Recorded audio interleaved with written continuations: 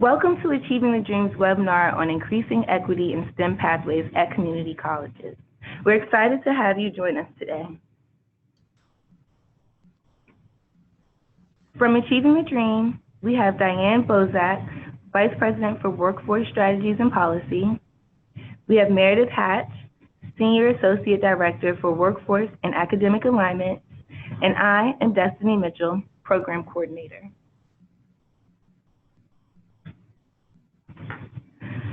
This webinar is focused on one of Achieving the Dream's essential capacities for institutional transformation, equity. Equity refers to the commitment, capabilities, and experiences of an institution to serve low-income students, students of color, and other underserved student populations with respect to access, success, and campus climate. Colleges can make equity progress by ensuring that each student receives what they need to be successful through intentional design of the college experience.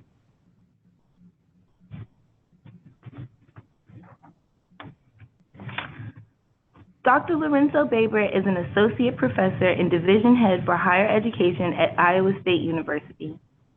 He is a subject matter expert in increasing equity in science, technology, engineering, and mathematics. Both his research and work as a practitioner focus on this critical topic. His expertise also includes post-secondary access and retention for underrepresented populations, college readiness, diversity in science, technology, engineering, and mathematics education, and community college leadership. I'm going to hand it over to Lorenzo to personally introduce himself and begin the presentation. All right, thank you. First, I want to start out by thanking Achieving the Dream for both their work around equity, diversity, inclusion, and access, and specifically with supporting this opportunity today for us to get together. I want to thank specifically Destiny Mitchell for her coordination over the last couple of weeks in terms of getting me up to speed on the audience as well as the platform that we're using and organizing the discussion today. So thank you, Destiny, as well. Again, my name is Lorenzo Baber. I'm an associate professor here at Iowa State University. Destiny mentioned my background in terms of my expertise. It's my second year at Iowa State. I spent 8 years at the University of Illinois, Urbana-Champaign, where I worked in the Office of Community College Research and Leadership, as well as served as an assistant professor for their higher education program. So I'm excited to be here today and talk to you all about STEM equity. And so for what I want to kind of do today with the agenda is first, just briefly go over the importance of STEM equity for individuals in the nation. I know that many of you understand that at that. Just kind of so more of a review of why we are doing the work that we do. And then I will specifically talk about outcomes and practices and policies related to STEM equity. So thinking about it from an individual student level, so that kind of like that macro level, frames for community practice, which is kind of that meso level when we think about interactions between students and the environment, and then dimensions of policy development, kind of that macro level of institutional policy and practice. And then I will leave time for discussions and questions, although I'll have some questions to ponder throughout my presentation. So with the next slide, just start with kind of the issues. As we know, the United States has decreased in terms of the number of working adults with a post-secondary credential, even since 2009, when then President Obama started the kind of college completion agenda. At that point, we were like ranked 11th in the world among our peers, and now we're at 14th. So we've actually slipped over the last decade even more. Even though our rates have gone up, other nations' rates have gone up at higher rates. We understand this importance from both economic and social equity for reasons. So economically, we know that over 2/3 of new jobs will require some form of post-secondary education a generation ago, that was about a quarter, just over a quarter of jobs required some form of post-secondary education. And we also know that many of these jobs will be related to disciplines in science, technology, engineering, and math. So for economic reasons, there's an economic incentive for doing this work. But there's also a social equity reason when we think about the relationship between post-secondary degree attainment and social outcomes. So degree attainment is related to non-economic benefits that include high levels of civic and family engagement, lower levels of incarceration, and low levels of participation in low-risk health behaviors. So when we think about our work and we think about the incentives for our work, we can think about it from an economic perspective, which in certain audiences, we would highlight that, but we also think about it from a social equity perspective as well, and in other audiences we can highlight that. But it is, I would argue, a bipartisan topic, and particularly as it relates to demographics. So we know that what we refer to as the minority population in the United States is increasing, but we also know that in STEM professions, STEM professions remain overwhelmingly white, as high as 90% in areas like material engineering and earth and ocean science, as well as over 80% in ag and food sciences. So when we think about these things in concerts in terms of the demographics and the social and economic outcomes, you can see why this is so important. But the next slide demonstrates that this is not just a contemporary issue, but a historical issue. So we think about this quote is from the 1947, so 70 years ago. The Truman Commission on Higher Education talked about educational opportunity and its relationship with egalitarian and democratic principles. We also know that during this era, similarly, we're exiting obviously World War II, but we're entering kind of the Cold War period. We were also entering this kind of the space race as well, which would be stimulated even further by the Sputnik, successful launch of Sputnik by Russia. But we were also dealing with our issues at home in terms of segregation by law in the South and by practice in the North, as well as lack of opportunities based on gender as well. And we also know that community colleges during this time had kind of tepid support, but certainly increased as a result of the Truman Report, as well as the state structures that started to appear in the late 50s and 1960s. The role of community colleges, as we see in the next slide, obviously offer opportunity for the egalitarian promise of higher education in the United States. And through open door policy, through multiple pathways, through perspectives that think about students, meeting students where they are and getting them, regardless of their background, age, or geographic location, an opportunity to learn and grow. And in concert with the growth in STEM education, making sure that the increased opportunities in STEM are not limited by demographic background. So that is the importance of specifically community colleges. So now that we understand the rationale for our work in terms of STEM equity, specifically at community colleges, so now we'll transition to kind of reviewing outcomes, practices, and policies. So the first set of slides we'll talk about is kind of individual student outcomes. So this next slide, for those of you who have a background in student development or student affairs, this will look very familiar to you, thinking about student outcomes from both cognitive and affective dimensions, as well as psychological and behavioral measures. So if we start with cognitive, describing that, you can relates to the thinking process, such as knowledge acquisition and decision making. You see some examples in terms of subject matter, critical thinking skills, perceptions, and rational decision making. And then in relation to affective, that would be more related to feeling processes such as value, self-worth, and expressive dispositions. So if you think about cognitive as kind of the brain or the head, and then affective as the heart or the emotion. For those of you who are familiar with Star Trek, I always use this for class. Cognitive would be more Dr. Spock. Affective would be more Captain Kirk, if you would. And I know I age myself when I say that for many, especially when I'm talking to students. So obviously with this webinar, I'm not sure what the reaction would be, but hopefully that helps you understand that. And then we have the dimensions, the measured dimensions. So we have psychological, and that reflects the internal states or traits of individuals assessed through tests and examinations. So we think about educational attainment, occupational, or excuse me, yes. So we think about testing like standardized testing, thinking about testing in terms of math, English background, et cetera. And then the behavioral dimension reflect the direct observations. So these are the students' behaviors that we can see or they report.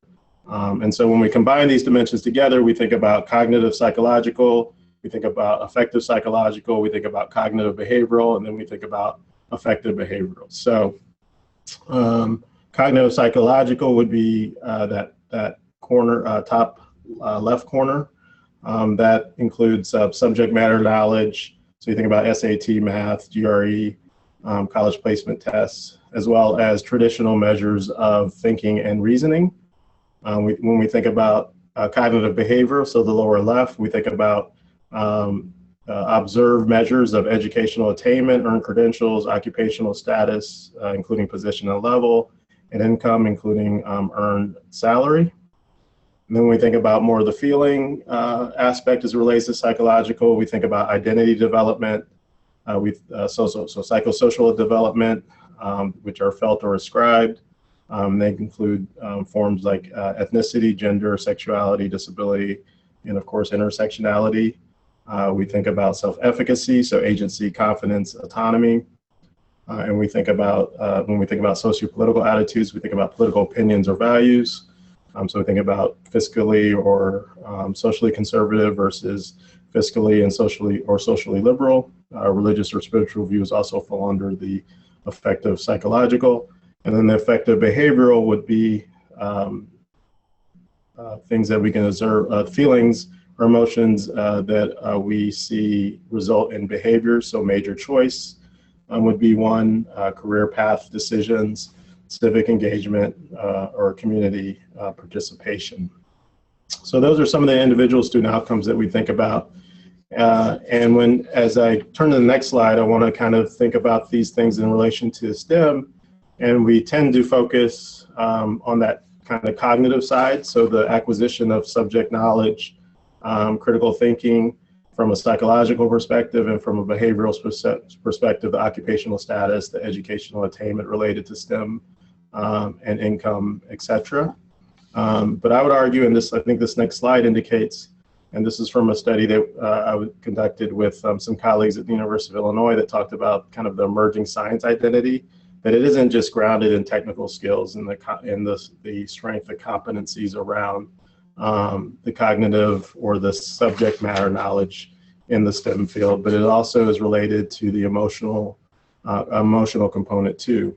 And so merging and congruence between identity development and so that affective side, either from a psychological or affective position, and the cognitive development, the technical skills and training that is taking place. So a lot of times, particularly in STEM, we compartmentalize these things and think about, science is the scientist, if you've heard that phrase before, when in reality, students are negotiating multiple forms of identity that include that emerging science identity, but also attach those to other forms of identity and affective emotions. And so I think when we think about STEM equity, we may think about these things, ways in which we can complement both the technical skill development and the identity development particularly for traditionally underrepresented students. So some questions to consider is what individual student outcomes does your program or initiative focus on most? What individual student outcomes does your program or initiative focus on least? And maybe ask why. And then are there ways, thinking about ways that you can either enhance or develop the merging of multiple outcome dimensions through your program or initiative. So those are some questions to ponder. We can return to those at the end of my presentation. So the next aspect we think about is the frameworks for community practice. So that this level, we're thinking about the individual student, but the individual student and his or her experience within the community context. So this involves the congruence between these multiple areas. So we think about involvement and engagement. Many times we use these terms synonymously in terms of thinking about them similarly, but involvement doesn't necessarily mean engagement. And this work from Sean Harper and Stephen John Quay talk about the role of involvement, which may be related to behaviors of physical presence, right? When we think about a student being in the space, but does this mean that they're engaged? When we think about the meaning making of experience, the feeling, the thinking that are related. So we need to, when we think about frameworks for community practice, think about not just involvement, but also engagement. And certainly you first need to be involved to be engaged, but being involved doesn't necessarily mean that individuals are engaged. The next framework is thinking about formal and informal spaces. So, formal and informal spaces. So when we think about the congruency between our formal spaces, such as classrooms, if you have lab space or other areas, versus the informal spaces that students experience on campus. Maybe it's a student organization, maybe it's just a peer group, but the congruency between those two areas is very important.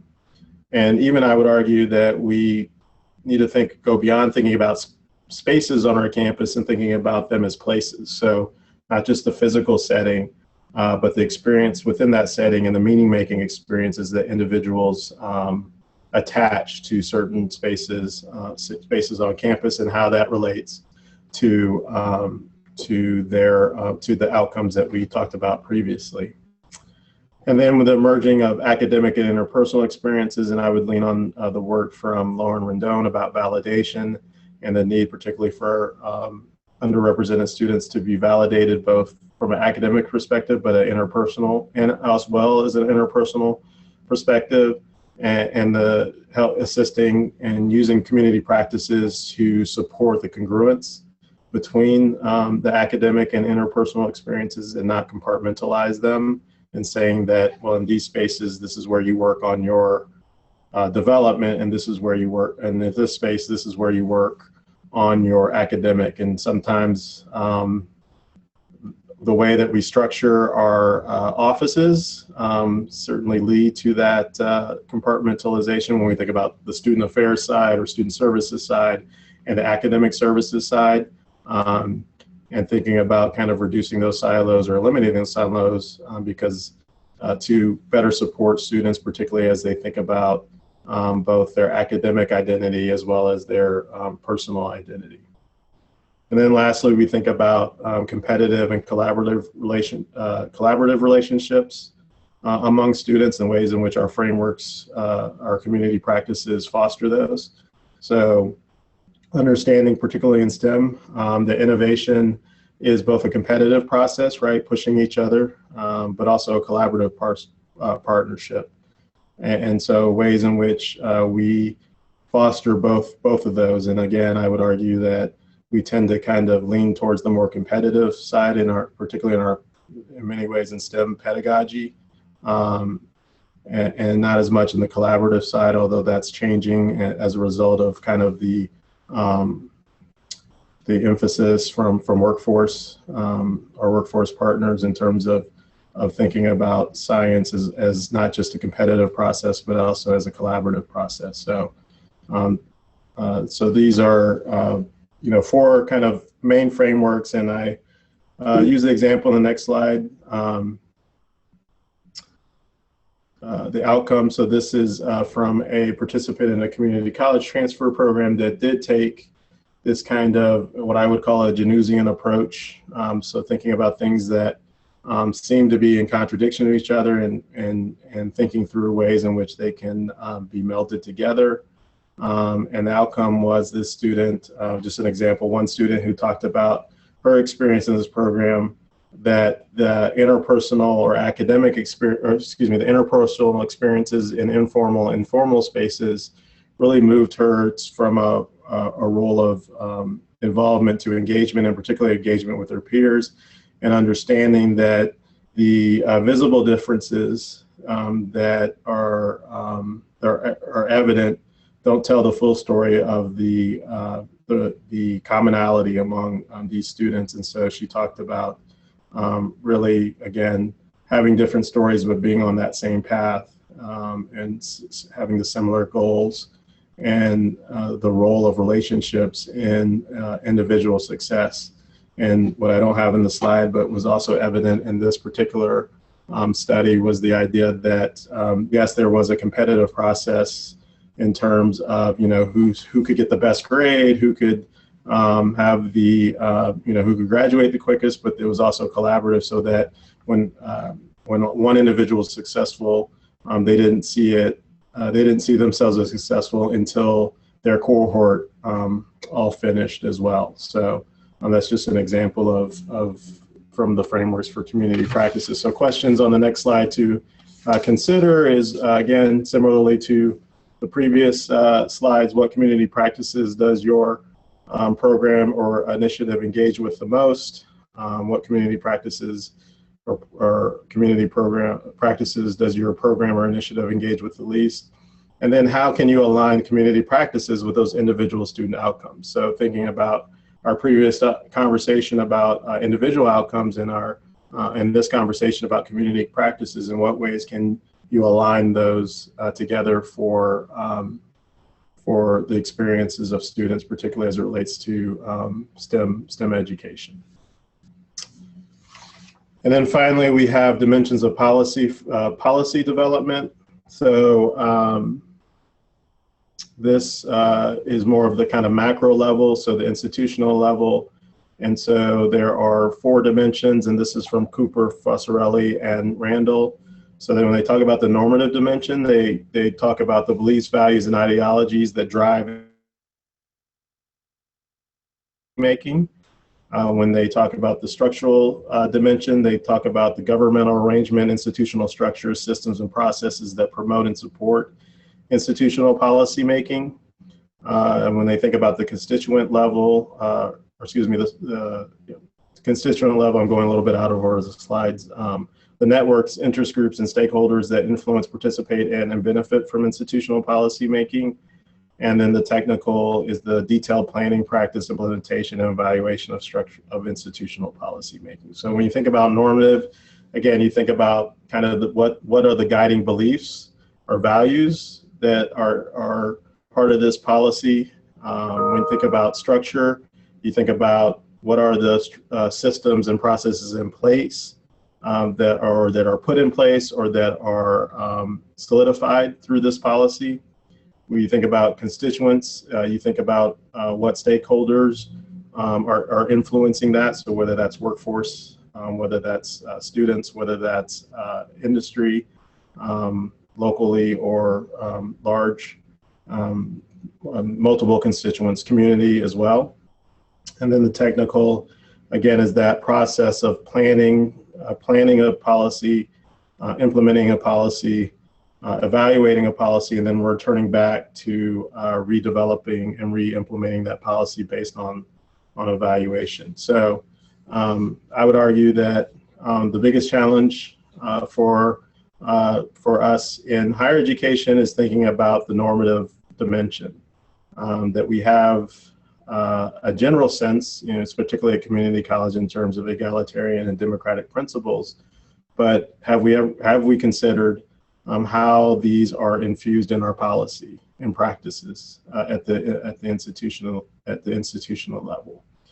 We tend to, and for many reasons, we tend to focus more on structural and constituent, and I would say technical, although I'm not sure we do enough of evaluating our policies as part of that process.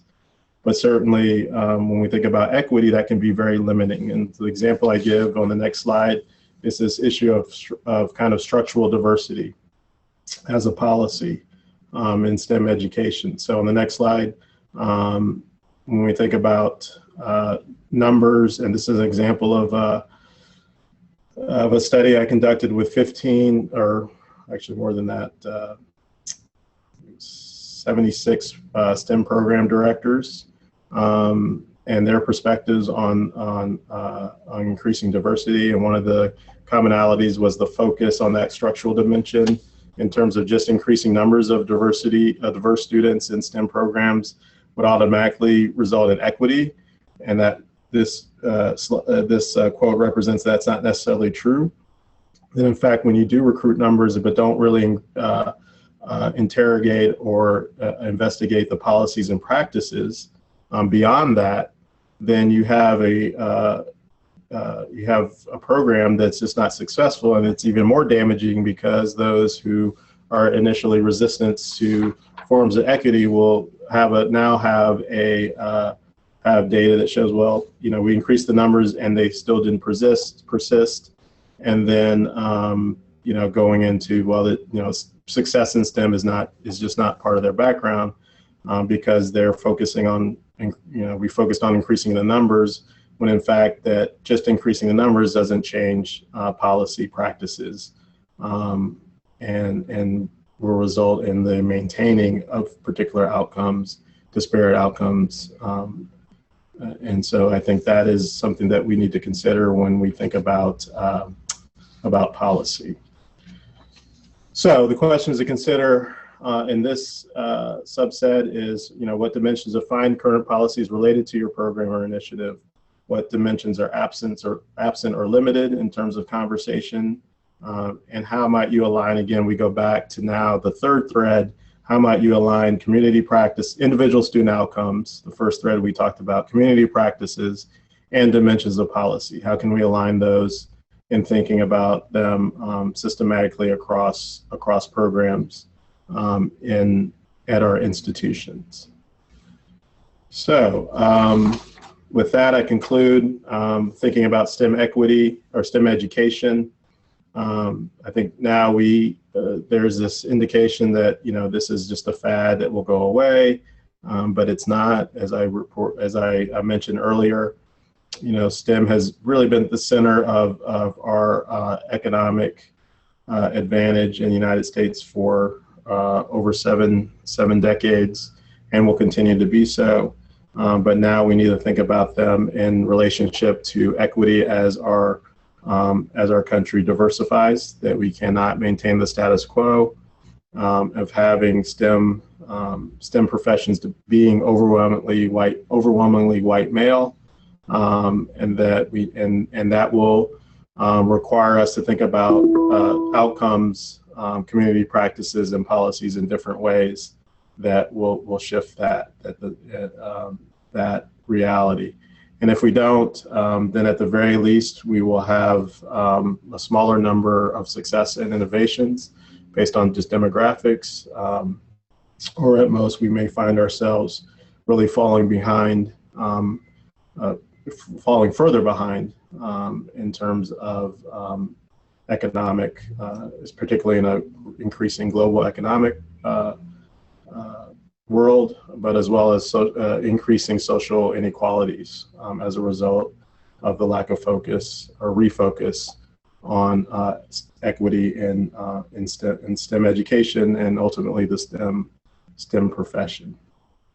So I'll stop there and open it up to any questions or comments from the group.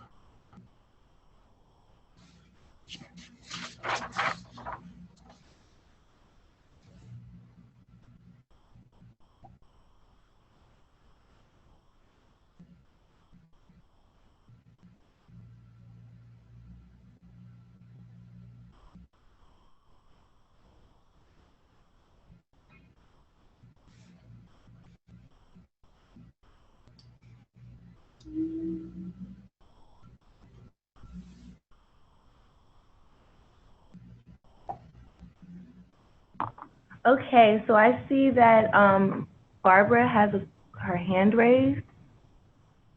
And let's see. Barbara, if you could type your questions into the question pane, I can read it out loud for you.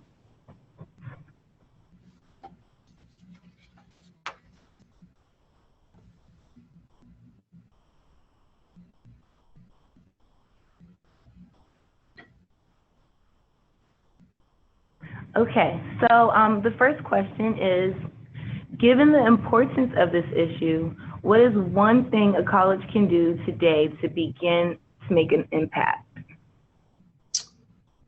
It's a great question. I would say the first thing an institution can do is revisit policy and thinking about, because I think that is the most accessible short-term, or at least, or excuse me, most accessible conversation that you can have immediately, and may have the most long-term impact.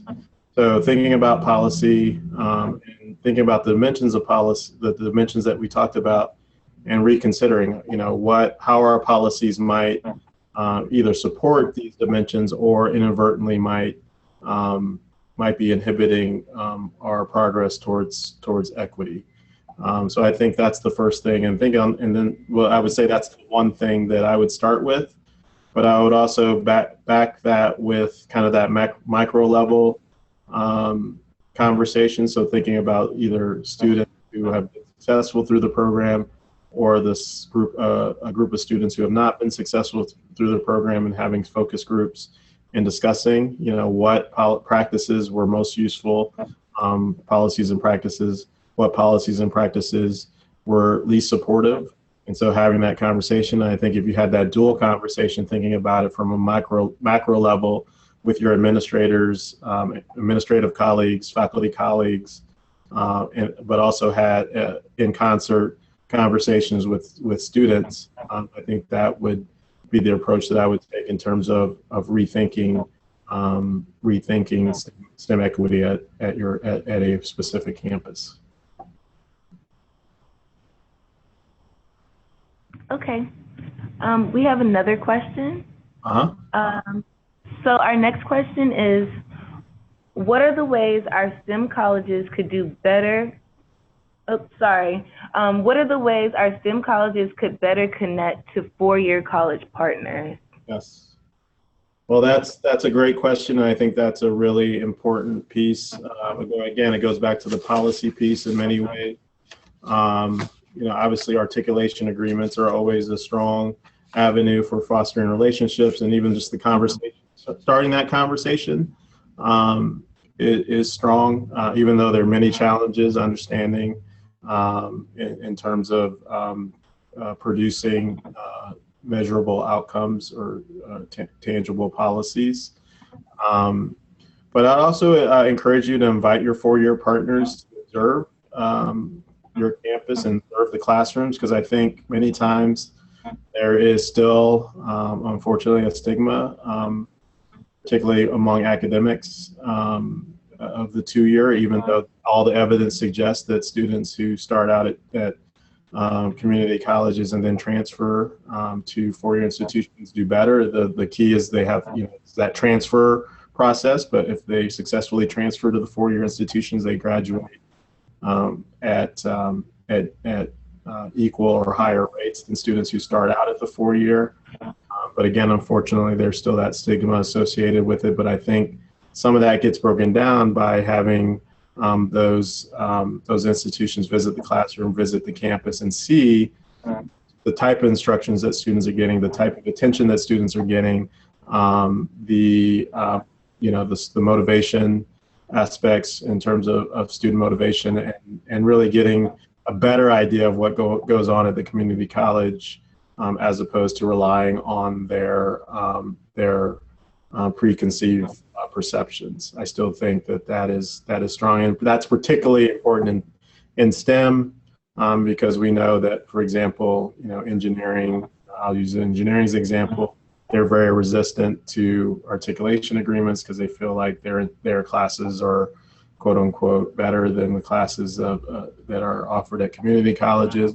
But I think that again is based on lack of well, first of all, ignoring the data, but also just a preconceived perception. And so, reaching out to your four-year partners, I think would be would have that start. I'll give the example that I have observed is actually having, this is more the high school community college, because I think there's similar issues, but I was part of a study that had community college faculty work with high school partners, particularly in math.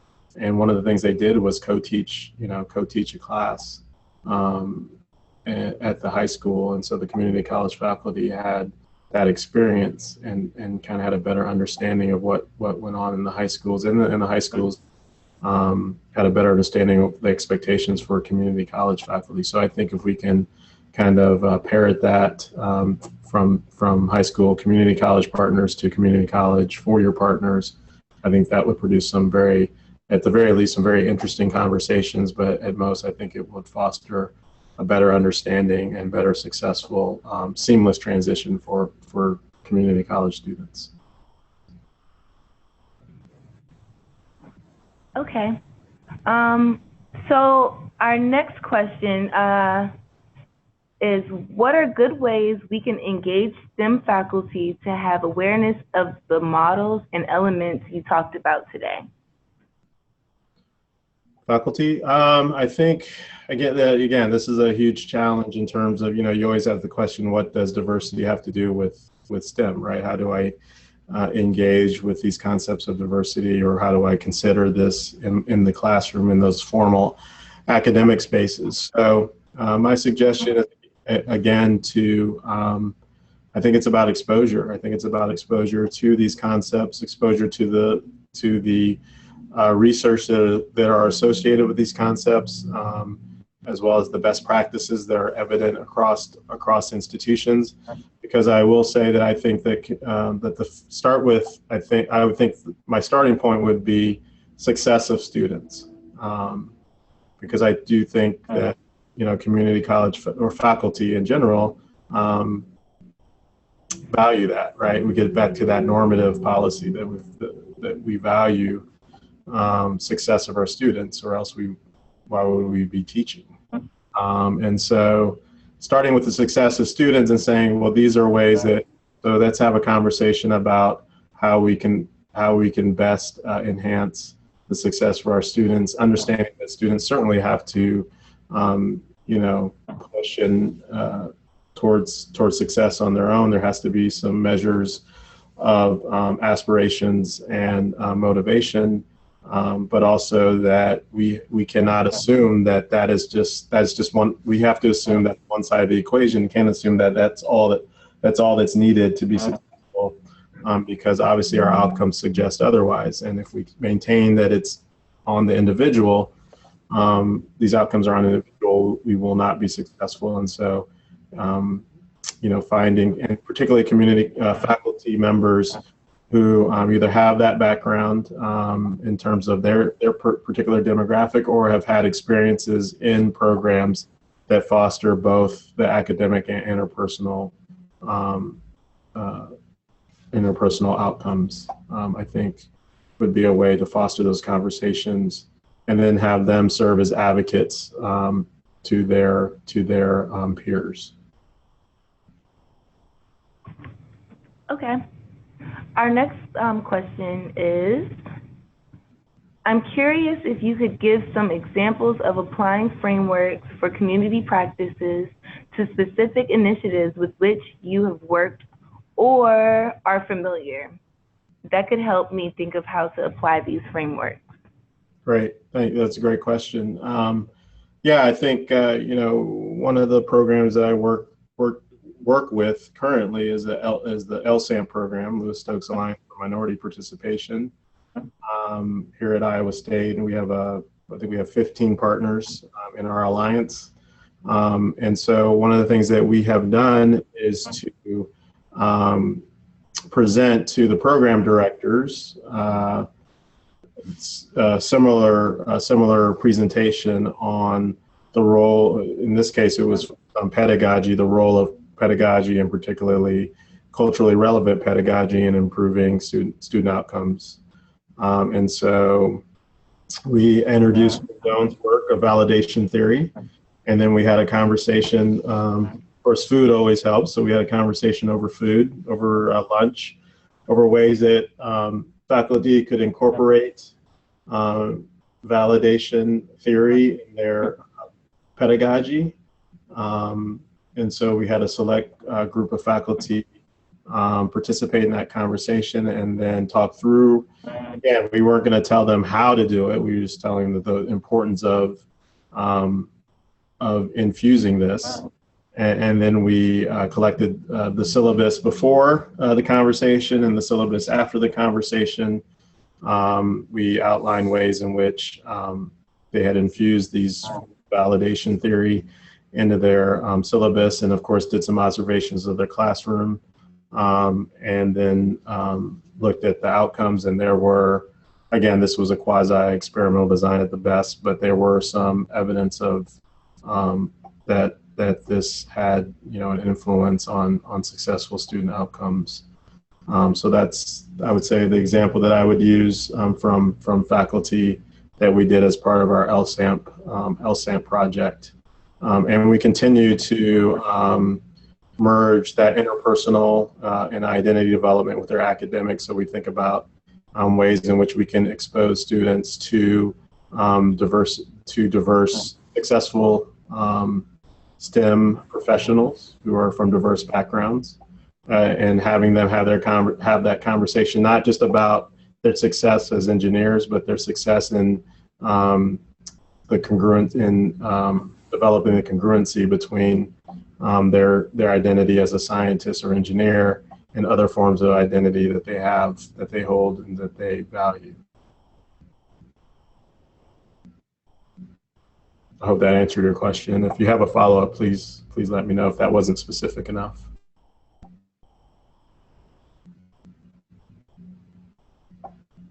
Okay, I'm going to allow for a few more minutes for questions.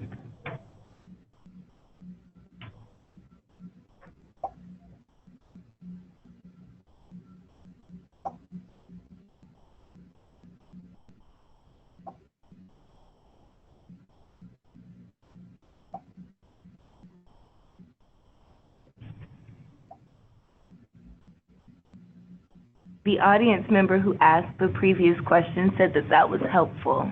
Okay, great. Thank you so much for the feedback. Appreciate it.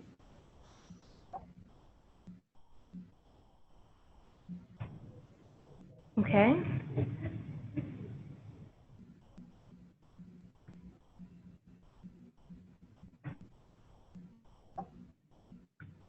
Okay, so I don't see any questions coming in right now. I'm going to switch it to the next slide that shows Dr. Baber's contact information.